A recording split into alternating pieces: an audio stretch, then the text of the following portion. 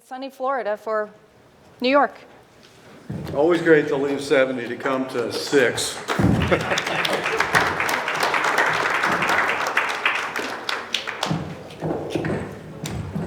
So this is my 4th trip, 13th flight since the ASCA meeting at the beginning of December, and I don't think I've got it yet. If I did, no symptoms. So maybe prayer works. I don't know what the deal is, but it is really good to be in front of folks again. And congratulations for making it here. I hear that the presentation is going to be made available for you to watch later. There's also about 120, 150 or so videos on the University of Florida website. If you Google my name, you'll go there. All topics of arboriculture. Has anybody been there? Anybody seen some of the videos? Half a dozen people or so. And it's at more of the advanced kind of, it's not introductory stuff. So what we're going to do today is we're going to talk about communication. Does anyone here think they could better, probably increase their skills to communicate with their crew any better than currently there are? Or you got everything's good, everything's lined up. And, all right, so I think we all, I can, with my wife, certainly could get better. And I got 42 years of practice at that. I'm still practicing on that. So I think we can all use better communication skills. So that's what we're going to talk today about. We're going to talk about specifications for planting and nursery stock. And this could be, the way I presented it at ASCA, American Society of Consulting Arborists, a few weeks ago, was it could be a new business for you. Because think about how many nursery stock and planting specs that you've seen, both in your work and in passing, that were not up to par.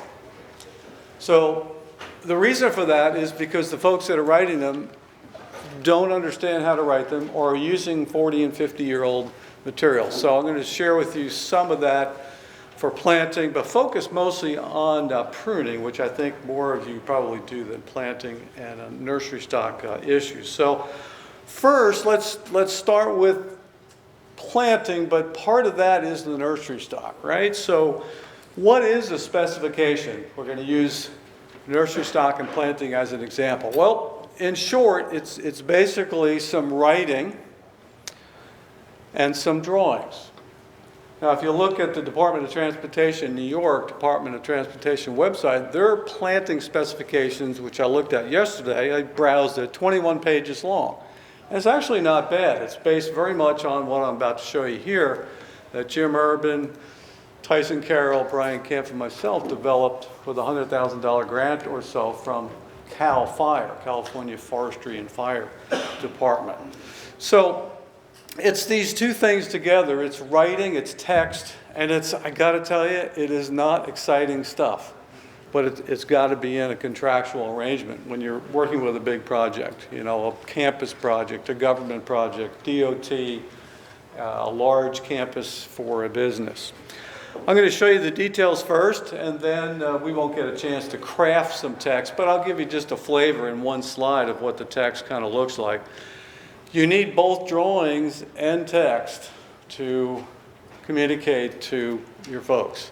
The reason why this book is titled the way it is, Illustrated Guide to Pruning, is because our business, our industry, is focused around visual people. So most of us are visual people, and so folks have to at least see some photographs or drawings to conceive of what is going on.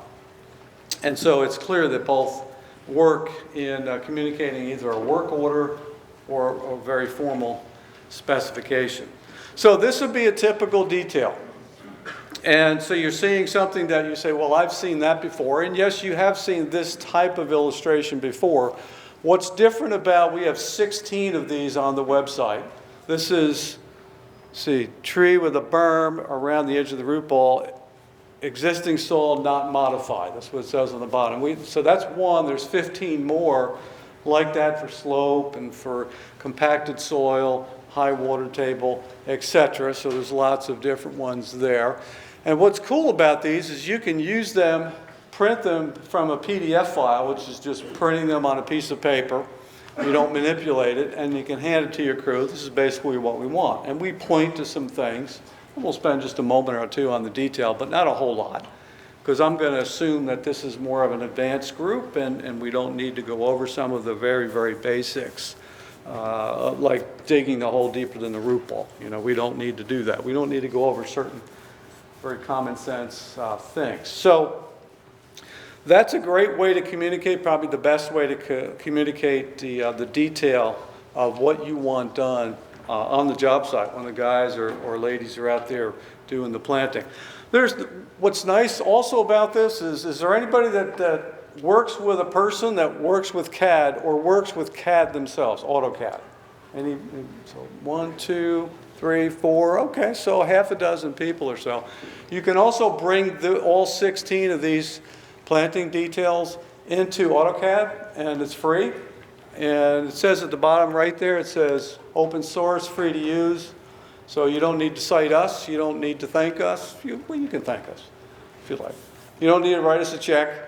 It's free and open to use. And the reason why there's so many old details used on how to plant a tree is because a landscape architect, which typically those are the folks that have done these sorts of things, it's unbillable hours. So they're not going to sit down. Like to do this one probably took over a day. So, I would draw it out in pencil, and then the CAD LA was next to me doing all the lines with the CAD. It's very, very, very tedious work. And the LAs can't bill that to anybody. So we give you a model. You may like it. You may want to change 1 or 2 things. You may want to change some of the text there. For example, where we're pointing to mulch right here, it says 4 inches of mulch, no more than 1 inch of mulch on top of the root ball. And if you look, see that we have no mulch on top of the root ball there. So there's good research reasons for that. We published that 8-10 years ago in arboriculture and urban forestry, and as have others. So we keep it off the root ball, except for 1 inch. If you like to change that and bring the graphic that is the mulch and put it on top of the root ball, go for it.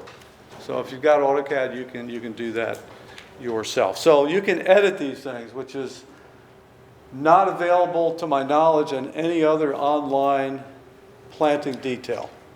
I don't think. I think you get what you see and you can't make any changes. So that's the drawings or the illustration part of a specification. I just gave you one. I'll show you 2 or 3 others. This is the text part of a specification. I don't expect you to read that, but it's this kind of a document. So you got 1.1, and then you get A, B, C, and then you got statements within that, and it goes on infinitum. DOT's is 21 pages. Ours is about 27 pages. What's unique about this one, notice there's red text, and the first little note there, it says note to specifier. So that's you, and it's going to give you some directions there. So this one happens to say remove parts of the work description that do not apply, and it goes on. So all throughout this spec, the 27 pages, are these notes, detailed notes to you in red, and that will help. That will make you aware that, hey, in the next section, you need to address X, Y, or Z, and we spell that all out in the note to you, note to specifier. So of course, they all get removed before you publish this. So if you're young and ambitious and looking for a new business or a way to expand, this is a way to do it and stand out from the crowd, because there are very few good specification writers apparently in our industry from what I've seen and what many of you have seen as well. So you glue these 2 things together. Within the specification, you reference the details or the drawings, same thing. On some of the details, you would also be referencing the specifications, so they work together as a unit. The drawing by itself is not a specification and not even close. It just doesn't provide the detail that you as a contractor need, or if you're writing the spec for a contractor, that you need to provide good service to your customer. So we thank these guys that have helped us out. Certainly a lot of this is from Jim Urban's work over the years, and another LA Tyson Carroll, and then my good friend and colleague Brian Kemp through CAL FIRE. So if you DuckDuckGo or Google, whichever you use, there's others as well. Urban Tree Foundation is probably the best place to find this. It is on the ISA website. All these details are on the International Society of Arboriculture, but it's really hard to find. I don't know whether you've been there lately, but it's not the best website on the planet by a large stretch. So that's where you find the sample specifications for planting and nursery stock, and then all the details. There's also 3 other specs, one for soil, one for irrigation, and one for maintenance on there as well. We're not going to go over all that. Altogether, there's about 76 details that you can pull into AutoCAD or print as is PDF. So there's a tremendous amount of information there. You'll see it right linked from the home page of the website I maintained at Florida for over 20 years. All right, so you might say, well, but wait a minute, we have ANSI A300 pruning standard. ANSI Z60 nursery stock standard. We've already got something. Why do we need a specification that's 21 pages long from the DOT? If we look at the standard and actually read it, it states this: the standard is not a specification. I mean, it says it. And what's ironic is even in the I'm not picking on New York DOT. It's just I happen to be in New York right now. So in their standard that I read yesterday, so I had nothing else to do. Got here early so I wouldn't miss it because I didn't want to fly Saturday in a snowstorm. Turns out that was a good decision. I used to live in Jersey for 27 years. I know what a snowstorm is like. So in there, it references the ANSI A300 planting standard, nursery stock standard, and that's it. There's no other specs. And the standard is not a spec. The standard says that. And yet so many, including the New York DOT, use it as a specification. We need to correct that because there is not any detail in there that tells the person about the root system and what you want the top to look like. I'll show you what you can use for that part to really make a good specification for a nursery stock. What it does is present a standard terminology, so words, so that, and then methods and some measurements of things like root ball size to caliper to height of the tree. Those are essentially what's in that standard. And this is new. I was asked to be on the committee, so somehow this got slipped in there. It states that unless specified as a multi-stem tree, codominant stems occurring in the lower half of the crown do not meet the minimum quality requirement. So in the New York DOT, for example, if the contractor is planting codominant stems that are in the bottom half of the tree, that actually isn't in conformance with the standard, with the nursery stock standard. So clearly this is not enough detail to get good plants at the site. There's no reference to root system in the Z60.1 nursery stock standard, other than a little reference to root depth, and it's not very strongly or well worded. And that's the ANSI's rules. I mean, ANSI tells us as standards writers in our industry, whether it's electricity or plumbing or arboriculture, that you can't put specs in a standard. Europe's different. The European pruning standard is making its rounds the last couple weeks or so for folks here to review. And theirs is very long. It functions very much like the ISA BMP on pruning, right? So very different rules and regulations in the different continents. And that's why there's such a difference. We're bound by the rules of American National Standards Institute. So then, the standard is not a spec, which means we need to write specs from the standard. The standard is our dictionary. It's our terminology. So when we say caliper, we know what that is. We know where to measure it. We know where to measure it. When we say root ball is 3-gallon size or 15-gallon size, we know how to measure it. So 2 things will divide the remaining part of the first half of the presentation into roots and then crown and trunk. So let's start with roots. Why specs matter. Let's look at the quality first here. So why they look, why we need specifications, trees can become unhealthy or they can become unstable or both. So here's just a couple of examples.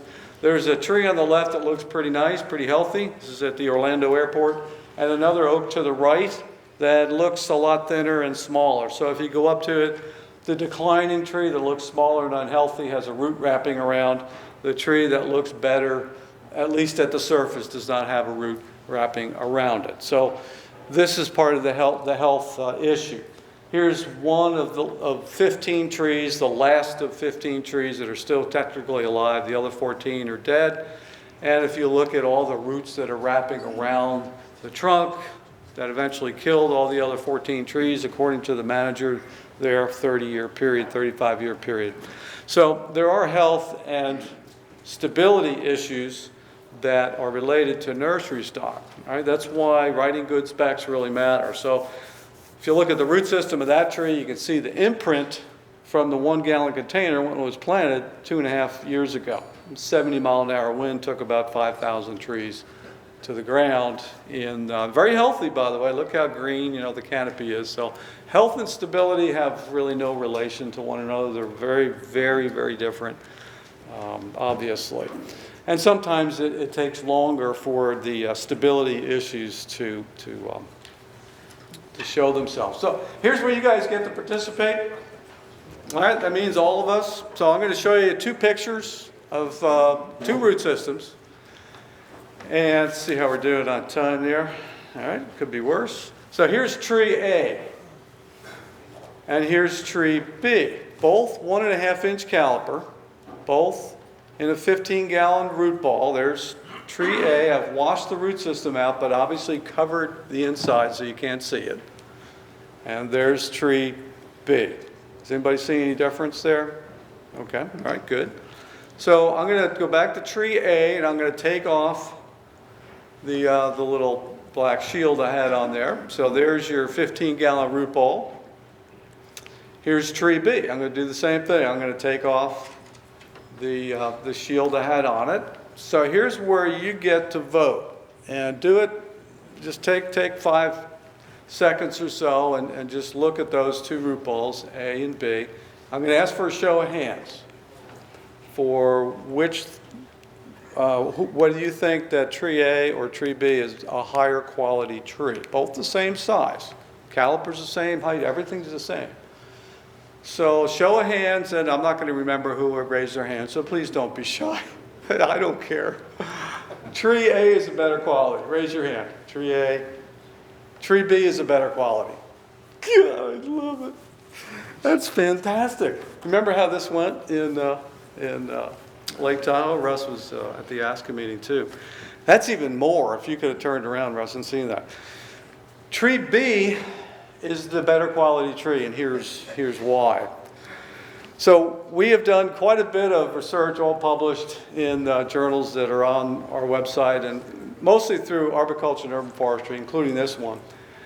And what you're looking at, tree A, most of the wood in the root system has been deflected down at the smaller container size. So right here you see the imprint from a smaller container, and then the 15-gallon container is out here. You see how there's no roots? Like, oh, look over here, no roots at all. So the reason why you raised your hand that tree A was a better quality root system is because we've been taught the following. Trees on the outside of the root ball that are spinning around or circling are bad. It's better to have fewer roots on the outside of the root ball, right? I mean, that's what we've all read. And I would make an argument completely the opposite way, because look at the right-hand tree, same size tree, same age. I grew the trees from cuttings, so I know the history of both sets of trees. We got a few dozen of each. I just picked one of each. And so what's happened is, instead of the wood being imprinted back at the 5-gallon stage, the wood is now spread out laterally in a more uniform, natural, on the right, in a natural form. So now when you plant the tree, all those roots on the outside on the tree B get cut off very quickly. It takes just a few seconds. And they have a root system that looks very much like a bare root tree. And I'll show you that in just a second. So the point, quality trees in containers can have abundant large roots on the periphery of the root ball. So you end up with, when you shave the root ball, and this is shaving on the left before, on the right after, it's a Magnolia grandiflora, but it could be any. I've done this for maples, oaks, etc. As you get a root system, this is red maple that's gone under that treatment, you get a root system that when you wash the roots out looks just like a bare root tree or a B&B tree with the soil washed off. So we don't have any roots deflected down or around at the smaller container size. Anybody buying that? Something to think about, isn't it? That's why you come to these conferences, right? To think about, you learn new stuff. So what we have a detail that you can put in your specification, and I did not see this detail. I saw some of our other details in the DOT specification. I didn't see this one, but they talk about shaving the root ball of containers in the DOT spec, New York DOT spec. And there's from a top view, side view, the best I could draw anyway, and then on the right, the after situation. So you end up with straight roots. Hopefully some of those are at the surface, and then they grow out into the landscape in more or less of a natural form. If you don't do that and you plant tree A, where most hands went up, then you've got that congestion of wood. Most of those growing down, some of them growing around the bottom of the pot. You want to improve your urban forestry tree survival and establishment rate? Shaving is the way to go. So I have a question. Yes, sir. So were both of those trees planted in the same container? Oh, absolutely, yeah. So what would cause the one to grow down and one to circumnavigate? Because we root pruned the tree on the right, tree B, as it went from the 5 to the 15 gallon. We shaved the root ball on the outside of the 5. One was shaved, one wasn't. Yes, sir. Yes, sir. Thanks for clarifying that. Yeah. Couldn't you What you got? do the same thing as when you take it out of the 15 gallon on 8, it's trim the, Absolutely. So you plant the tree. So we go back to this. So you plant the tree like on the left, and you put the backfill in, and you take your digging shovel and you turn it around as you normally use it, and you just pop those roots using the backfill as a buddy to hold the tree, and you just pop the roots all the way around the root ball, and you leave them in the soil. Put your mulch on, water, everything's hunky-dory. You may have to use a little bit more frequent irrigation for the first few weeks or so. Yeah. So the people that are doing it, I didn't want to really focus on this, but the people that are doing this short story in different parts of the country are having great luck, and they're not going back to the old way, which is just prayer. So I would say root pruning and prayer probably work best combination. So essential root attributes then: abundant straight horizontal roots, abundant straight horizontal roots, more than 10% of the trunk caliper, emerging from the trunk base within 2 inches of the surface of the soil. Few descending roots, large roots distributed on the periphery. So that's a verbal way of saying this is what we want: straight roots, some at the surface. And these could be bare root, they could be B&B, and they could be from containers. These are all grown in containers, and those 4 trees these were from seeds. So we have a nursery detail that would work. This is for bolled and burlapped and for container, 2 different details that you can put in your specification. On the left it says acceptable. I'm not going to read you the attributes there, but basically we're describing that. Straight roots, some at the surface. That's what a lot of the text is focused on in this detail. And then on the right we have examples of lesser quality or rejectable. Now, what you can't do is to plop this on the nursery industry and expect to get trees next week that look like this. How many full-time growers are in the room? That's a problem. They don't hear this. The only people they'll hear it from, and this is about a 20-year process, I'm going to explain in about 30 seconds. 20-year process. Why do I say that? Because that's what it's taken us in Florida to do this. We started in about 1990 or so, is working with your growers. They don't know your problems because they're not in your business. You probably don't know how to grow a tree in a nursery, I would gather. So you need a bridge between the two, and that's what I made my living the last 25 years, is bridging the two industries. And it was a very challenging, had my life threatened more than once, but the long term, it took 20 years, is that the industry has just turned around. It's tremendous. So these kinds of roots are not what you want. That's a remnant from the propagation container when that tree was in a pot in a greenhouse, and that's what all those down roots are doing in the center. Does not meet your specification. All right, trunk and crown. Let's switch quickly to the crown. So why do we need specs? Trees break and trees get in the way. Those are the two things. So clearance, and you want good structures to prevent this sort of breakage. Here's what I've noticed, that codominant stems and other defects with bark inclusions don't go away by themselves. It's like tooth decay. You ignore it, it's going to get worse. It's not going to get any better. Tooth decay doesn't heal. Codominant bark inclusions don't get better. There are some exceptions here and there, but we're not here to talk about that. Here's a tree that's literally self-destructing itself, just growing itself apart. There's the same tree over 10 years, the same exact tree. I follow trees around, I still do. Here's two different trees, same planting time, probably the same day, two different forms. Poor on the left, good form on the right. 8 years later, same trees. On the left, trees falling apart. You can see cracks. 13 years after I took the first picture, the tree has failed on the left, and then on the right you see the tree is actually not too bad, and you can work with that tree. So yeah, let's start with high quality trees. Although I think if I had to redo this, and I would now call this an even higher quality plant on the left. So this I think is better because the low branches that are temporary, they all come off the tree eventually. So that's not bad on the right. I would take that all day long. I would obviously prune it at planting. I'll share that with you tomorrow. We've got 45 minutes or so on that tomorrow. So we won't go over that today. So to avoid having to prune at planting and to reduce your maintenance costs in the first 15 years, plant the center or the left. And we'll show you why tomorrow. So essential crown attributes: dominant leader to the top of the crown, branches less than the size of the trunk, measured right above the branch. It's called aspect ratio.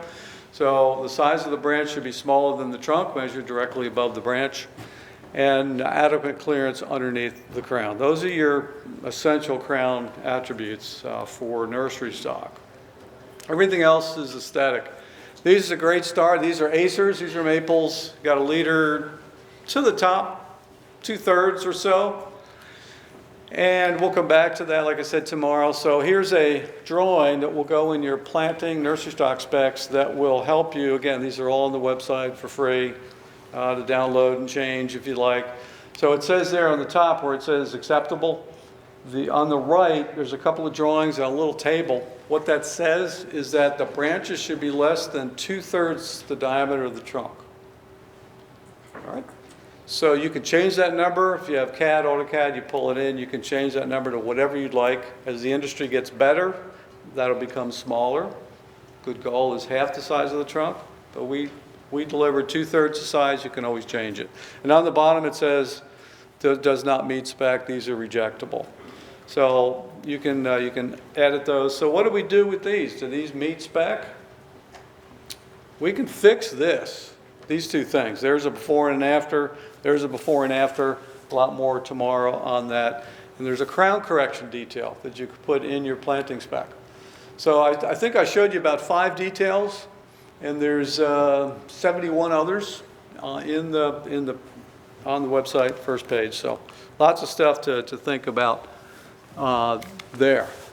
Is anybody having any fun? Besides me, but I always have fun doing this stuff. Let's see. All right, so let's go, and we're going to switch gears to, does anybody write, anyone involved in planting or write specifications for other companies that plant? 1, 2, I see this, 3, 4, 5, or 6 or so. Okay, good for you. Pruning is a culture-based, not science-based. I've done, gracious, I don't know how many seminars or workshops, all-day workshops, pruning trees outside all over the world. And I've noticed that pruning is a culture. You could go from San Diego to LA to San Francisco to Santa Rosa. We've done that 4 times now over the last 15 years or so. And see how the culture of pruning is different in every town. Or you can do that in Florida. You can go from Miami to Orlando to Jacksonville to Pensacola, and the pruning is different. Now, there are similarities. Lion's tailing is very, very common. We're going to cover why that is at some point, either today or tomorrow. But we do have standards, right? We have the A300 pruning standard, which we should write specifications from. It is not a specification. So the ANSI A300, right in the document, says this is not a spec, but please use these terms to write a specification so everybody is using the same terms. You might say, well, I want my freedom. Me too. I love my freedom. I have a boat that goes 100 miles an hour. Talk about freedom. But if we're not using the same words for the same thing, we don't know what we're talking about. We don't know what the other person's talking about. So here's an example of good pruning. So what we're doing here is pulling in the sides and we're pushing up the top of the tree. So we want it to grow taller, but we don't want the branches to get any wider. So you can see lots of reduction cuts toward the edge of the crown, 2 inch, 1.5 inches, 2.5 inches, in that size range. So let's talk about communicating with the customer and with our crew. So the companies, and large companies that you would know, probably employees of all the 3 big are here in the room, or certainly at the conference. I know at least 2 of those companies have gone to a system that uses the 2017 ANSI A300 pruning standard. And so it introduces a new way of looking, revised way of looking at how to write a specification. There are some other details, but these are the important ones. The other details are easy, they make common sense. These are the essential ones. So the system, what pruning system we're going to use, that's very, very easy. That's new. The objective, your cut location, what type of cut, and how much are you going to remove. So 5 steps, that's a little index card. Or typically the folks are using an iPad and fill in the blank, pull down menu, that sort of thing. So you got various systems. Here's 3 of them: natural, pollard, topiary, hedge. We're going to only talk about natural today, which are the trees you see around the parking lot here. Objective, structure, clearance, and aesthetics. Those typically are the big 3. Cut location, typically it's the end of the largest branches. And this is the downfall of our industry. We've not communicated this well enough to the folks that are out there working on trees. Our location is the ends of the largest branches, typically. You see I underline that because it's important. So we'll spend quite a bit of time on that today. Cut type, reduction or branch removal. Those are the 2 main. There also is a heading cut. We don't use that as often, but we do use it occasionally. And the amount can be expressed in at least 2 ways: the number of cuts and the size of cuts. So for example, 6 3-inch reduction cuts. That really says a lot. Number of cuts, what size, and what type of cuts in one phrase. What else do you need besides location? You can go back. If you're the specifier and you're a city, let's say you're a city forester, municipal forester, and you've written your specs this way, that on average, our 500 trees that are part of this contract are going to receive 6 3-inch reduction cuts. You as the urban forester can go back and in the first morning of work, you can do it from a truck or walk the street. Just spend a few moments. Look, are they reduction cuts, number 1?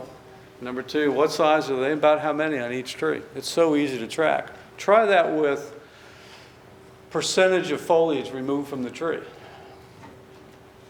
It's impossible. You can't tell how much was taken off when the tree was pruned, because you don't know what it started with. And also, that is not specifying, if you only say percentage taken out of the tree, you're not specifying what it is you want done. What type of cuts?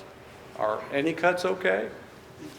Probably not. Let's spend most of our time here on location in the tree. So here's a tree. So in just a few seconds, I can walk up to this tree. I'm 100 feet away. I can tell which branches I'm going to work on. It's going to be those over about half the size of the trunk. Anybody find one at the bottom? That one? Can you find another one? There? There? How about there? See one on the left? Over there? So those are our 5 column targets, column location. The standard calls it location. So we have the option, right? What would you do? We can take them all off. We can reduce them all with a reduction cut, or a combination. Take some off, reduce some. All right? You got some kind of a plan here. It's a highway median trees. There's about 150 trees in this row. So we made, if you look on the right, that's the tree after pruning. We took 3 branches off at the trunk. Those are removal cuts. And we made 2 reduction cuts on the yellow branches. And that's how we got to the tree on the right. Look, a year later, there's the tree on the right. 1 year later, we're pushing growth up into the lead. We're keeping the low branches small. How come? Because they're temporary. They come off the tree. Here's 3 years after pruning. So one pruning episode on the right branches not only gets you clearance and reduction of the competition in 1 liter, so you can grow your tree over the trucks and the vehicles, but it's easy to clear for clearance later. The next cycle or the cycle after, because the low branches are small. So with this, you actually put more wood into the plant, more carbon into the plant that will be on the tree permanently by using this, instead of letting a bush grow and then coming back and either lying still on the tree or taking the big stuff off with large cuts at the base. Man, there's a lot of detail, right? That's why this is 476 pages long. Somebody had to do it. Oh gosh. So, writing pruning specs, so you're going to address a system, an objective, cut location, cut type, and amount. And I always use cut number and diameter. The companies, the arborists that have gone to using cut number and diameter, and big entities, campuses and so forth, I don't want to name them because I'm not supposed to, that have gone to this system, they've not gone back to the percentage system. The percentage removed makes almost no sense. It's impossible. I've done enough of these workshops to know that typically you get a group like this. If I take X out of a tree, there'll be 100% difference in the estimate of what was taken out, percentage-wise.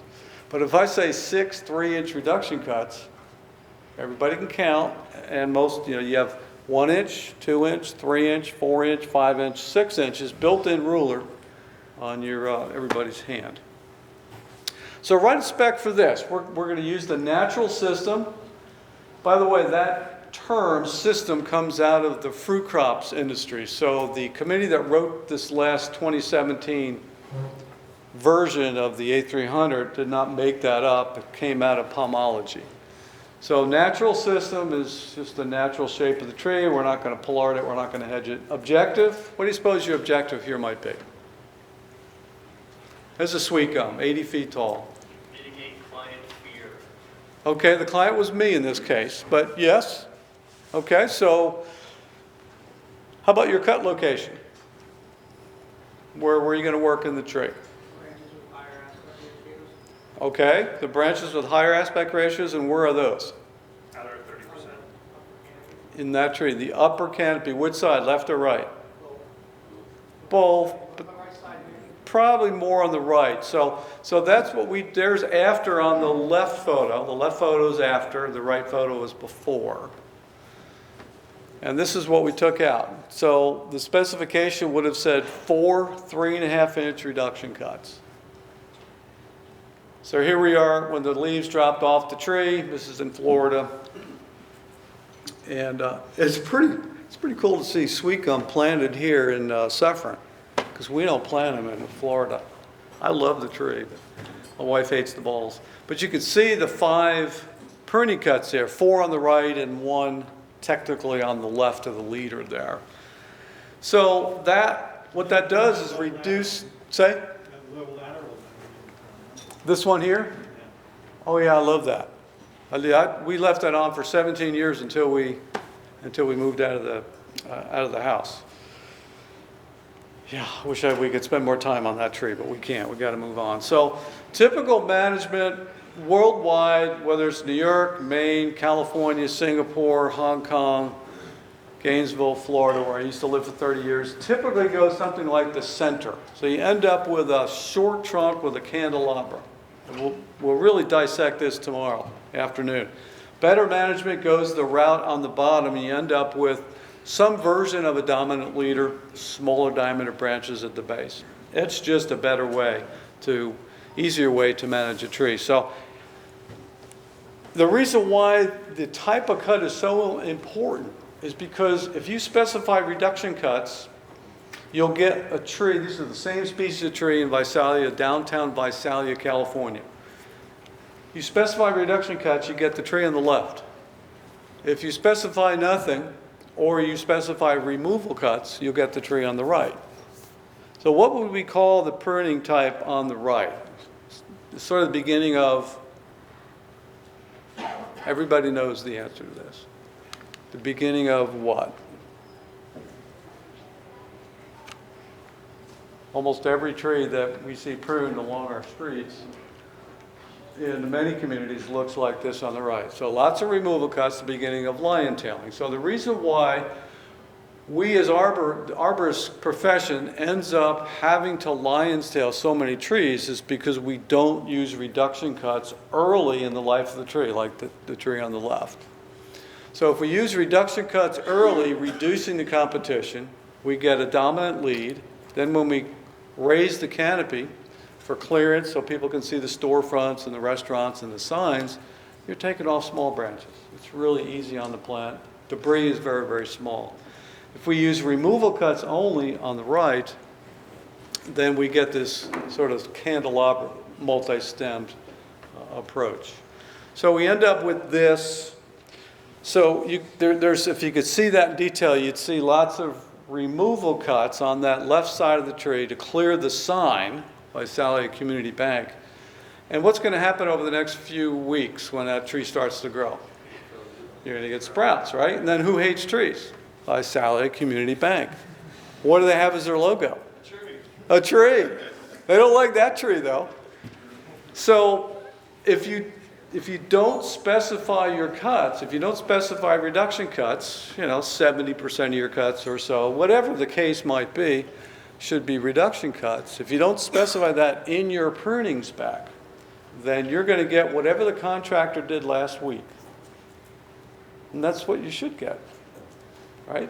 It's what you deserve. You deserve to get what they did last week because you were not focused enough to write down what you want. The other side of town where we had prune trees to dominant leader, I think they gave us 3 streets to prune over the years. We pruned to dominant leads, so like on the left, here's a few years later, and now we're raising the crown, and that's a piece of cake. It's easy on the tree, and there's less debris, and there's more permanent canopy sooner on the plant. I know I'm going over a lot of stuff quickly, but the focus here is really to show that there's a very simple 5-step pattern that our pruning standard asks us to go through to specify trees. Let's say you have a large group.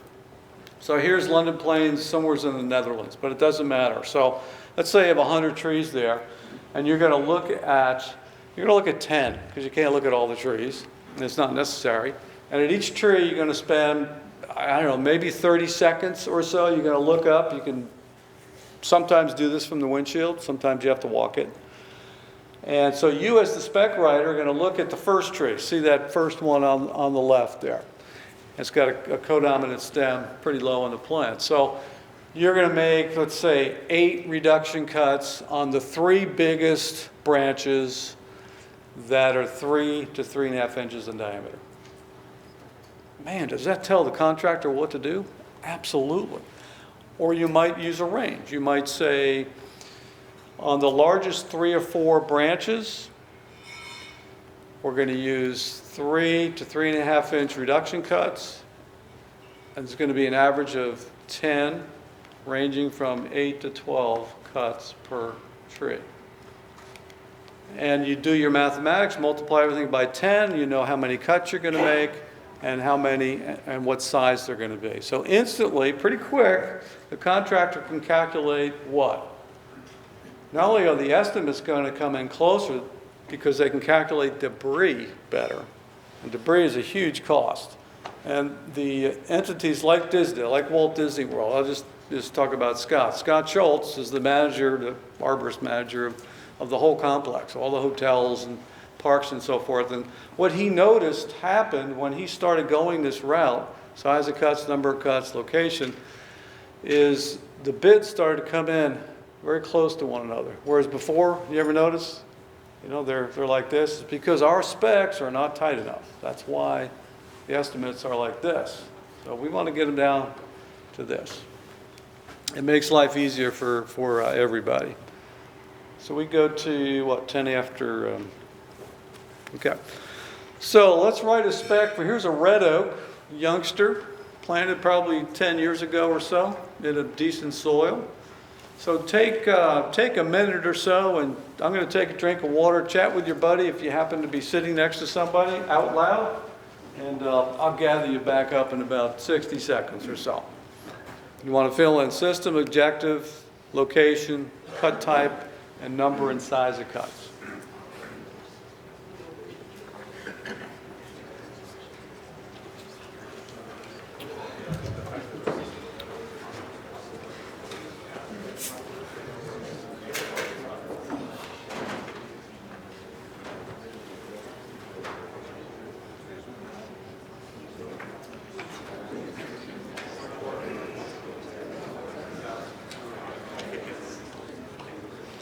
Red oak, state tree of New Jersey, where I grew up.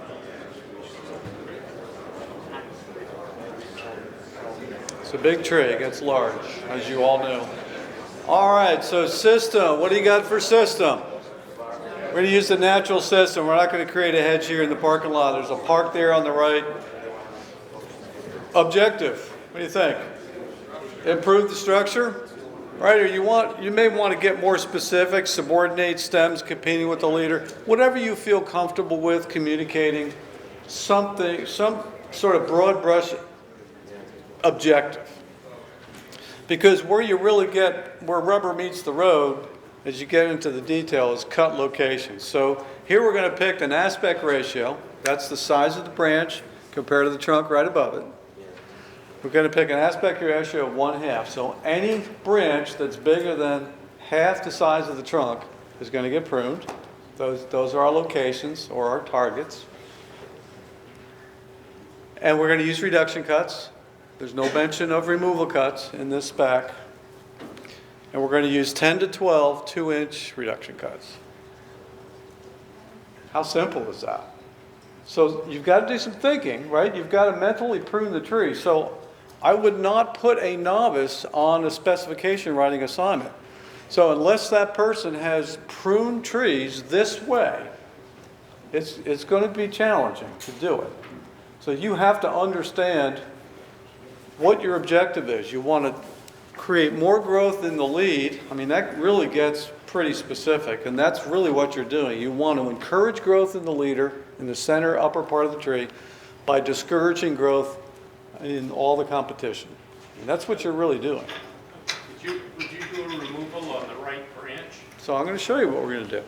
So there's our 11 reduction cuts. So the answer is no removals. These are, remember we specified reduction cuts. So that means no branches come off the tree, back to the trunk. Reduction cuts are reducing back to a lateral. That's in our standard.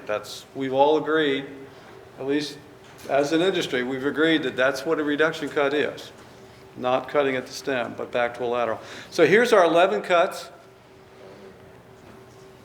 Anybody get some approach similar to that? You see we're not making a cut on the center part of the tree in the top. So everything gets cut back. There's our 11 reduced branches on the ground, about 2 inches in diameter. And there's the tree on the left 1 year later, about the same time a year. So you can kind of start to see more growth in the leader. May have to use your imagination 1 year later, but certainly by 2 years later, you can really see how the growth has been shifted from the competing branches to that central trunk. So now you kind of have a hybrid developing, don't you, between the open-grown sort of shrub look, which we're all for, you know, the Bradford Calorie pear look, to more of a tree in the woods, but not that extreme. Tree in the woods has got the first branches up 40, 50, 60 feet or so, right? So that's not what we're looking for. We're looking for a hybrid somewhere between those two extremes, the open grown and the natural habit. And I got a question for you. Yeah. You gotta bring up the idea of the 1/3 rule when you do these reduction cuts. What rule is that? 1/3 rule, And that is? well, where you take off, let's say a 4-inch diameter branch, and it's gonna go back to what it's a ratio that's discussed. Okay, yeah, in the ANSI 8300 pruning standard, the definition of reduction cut is cutting back to a lateral that's at least 1/3 the size of your cut. Yeah, I wasn't going to go into the details of the cut because it's just in there. I wanted to show you kind of this in action, how it works. But thank you for bringing that up. That is a reduction cut, yeah. Thanks. So can you see how we shift the growth into that lead? We're really changing the look of this plant. Let's practice some more specification writing. So who's doing this? Well, here's a very large job. One of the largest companies in the world, if not the largest, purchased 7,000 more or less trees for this job. And so here we are in the nursery getting the trees ready, pruning to dominant leaders. The person that started this company was a tree nut. I didn't know that until recently. And so he wanted some of the best quality stuff out there. So 6,000 or 7,000 trees went in, more or less looking like that. So folks are doing this in a very large scale, different parts of the country and the world. I'm not sure I'll get to show you some of the European experience too. So here's really small stuff, but if we don't prune that tree on the left, grow that tree in your mind 40 years. What's it going to look like? Codominant stem about 6 feet off the ground, right? Why? Because a tree is nothing but a plumbing system. So the plumbing system, instead of being, 2-inch irrigation pipes, the plumbing systems are as wide as a vessel. Vessels are microscopic, right? You can see them in an oak cross section. You can see all those little holes. So those are the vessels. It's a plumbing system. The plumbing system divides into 2 equal parts, like the left-hand tree there. Where's the growth going to occur? Equally on both sides. It's that simple. So we made one reduction cut on this. And if you have a whole group of trees that you planted last year, or you just planted them last week, natural system, subordinate all stems that compete with the leader. Anything bigger than 0.5 aspect ratio, you're going to make reduction cuts, 1 to 2 in the 1/2 inch to 3/4 inch range. We'll get you this. So there's your cut 2 years later. You can see we're pushing growth into the leader. Here's 5 years later, and there's our reduction cut made 5 years ago. And we created a tree out of this codominant stem, so with one cut. So you learn to do this. You have to go back and watch how the tree responds, because everything matters. The weather matters, your climate, the site. Is it a little island like this with no soil, or is it a front yard and the tree is, the oak is putting this much growth on it a year, the maple or whatever, versus this in a highway right away. And then you don't need to be as aggressive. You learn all that. So we went from, there's only one way to learn it. Now, you're welcome to read this book, and it gives you a good start. But if you're out there doing it, and you go back 1, 2, 5, 10 years later, and I'll show you some of those photographs, then that's where the learning really takes place. Let's look at this tree. We pruned this tree, I don't know, I think I'm going to show you 7 years. So there's a codon with a bark inclusion and a crack. With a target behind the fence, there's a mobile home subdivision just behind the other side of the fence. We're standing in the Santa Rosa Park, I can't remember the name of the park in California. So here's the most failure-prone tree in the state, Quercus lobata. Dr. Harris, in his arboriculture book, wrote about this 50 years ago. Can't believe it's been that long ago. But so that's what I've circled with a close-up. So we've got the most failure-prone tree in the state. And what would that species be here? What would be, well, yeah. Silver maple, great example. But pear, yes, absolutely. That's kind of a duh, right? But silver maple, good example. So you can see the arborist up in the left. We have a 1-to-1 ratio, so a weak union with a crack on the most failure-prone tree with a target. So removal's an option. Wasn't popular among the park managers. So we decided to prune it. Cabling wasn't an option because of the location, and the county wasn't going to come back and pay for rescheduling checkups every year or so on a routine basis. So we're going to use the natural system. We want to prevent that codom from falling apart. I mean, that's our message, so reduce risk. Location, we're going to be working in, so we're going to reduce risk. Where are we going to be working in this tree? Well, you see where the arborist is, so we're going to be working on that's the biggest aspect ratio branch. See back at the trunk, they're about the same size, so that's an obvious place to work. So we're going to say the 2 or 3 largest diameter branches. Then we can work on the 2 on the right as well. The 2, so there's the 3 largest branches. We'll probably make cuts on all 3. How about the amount? And this is where I'll call it experience, but it's really guessing. Can I say that out loud? Because we have so little work that guides us with how many cuts and how big, or how much to take off the limb. There's almost nothing that guides us on that. We do know that the more you prune off on that left limb, the slower it's going to grow. That's well documented in the arboricultural literature.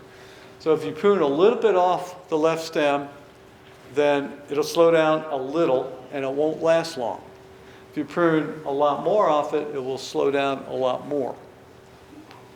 So we do know that. So we're going to use reduction cuts, 3 on the 3 largest limbs, and we're going to use 2 5 to 6 inch cuts on the left. We're going to use 3 to 4 inch cuts on the right 2. You see how that works? You might use north, south, east, west, whatever, or over the garage or over the house or what have you. So some location factor and the number that come off of each one. So there's their cut. There's one cut.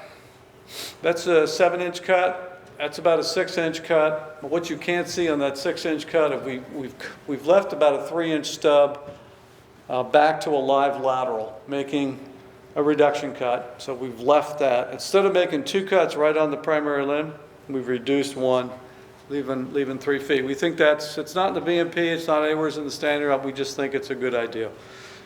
Love to have research on that, but I think we have a pretty good idea.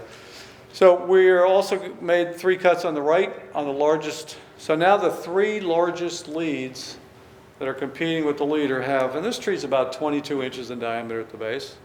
We made 5 pruning cuts on this tree. So there's the biggest one on the ground, just a start of heartwood. So mostly sapwood, that's great. That's a 6 or 7 inch cut. Do I like making 6 or 7 inch cuts on trees? No, not really. Did we need to make it on this tree? Yeah, absolutely. Cut on the stem, bark inclusion, crack, most failure-prone tree, and target. Here we are. So what we're hoping happens is that right-hand stems, the left-hand stem, shown in the right-hand photo, is going to sprout.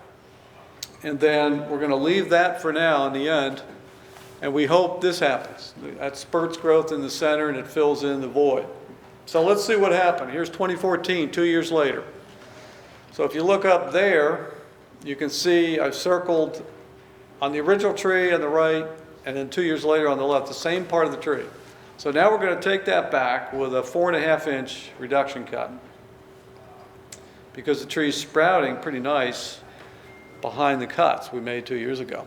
So here we are 3 years later, 2017. So now we're 5 years after pruning. Really filling in nice. And there's the whole screen filled up by the tree. So we've got a nice leader developing. This is 5 years after planting, or after the first pruning. Now we're going to work the right crown, working the same philosophy. The biggest 3 branches. We slowed down the one on the left enough. We feel good about that.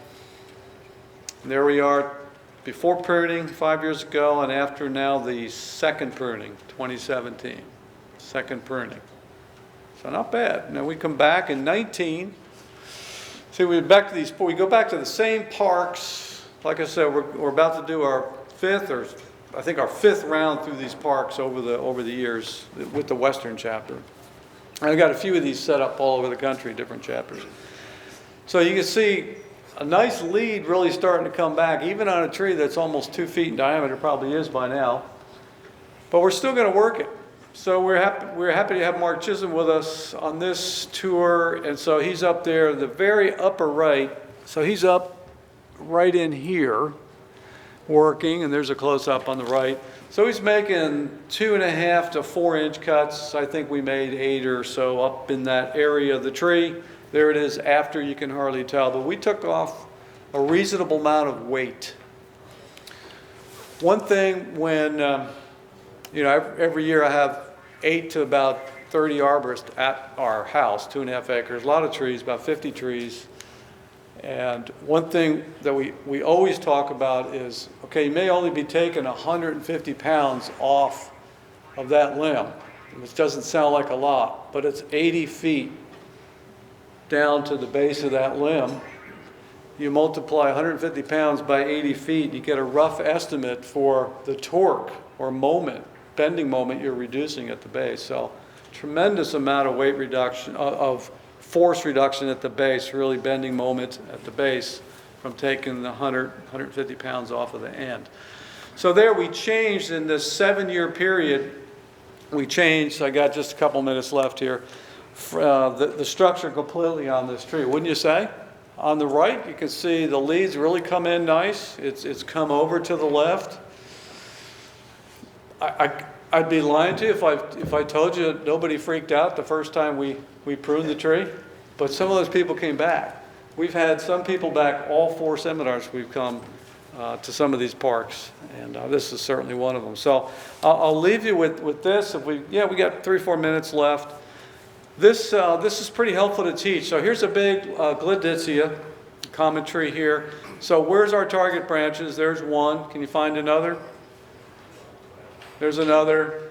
There's another. So there's our 3 locations.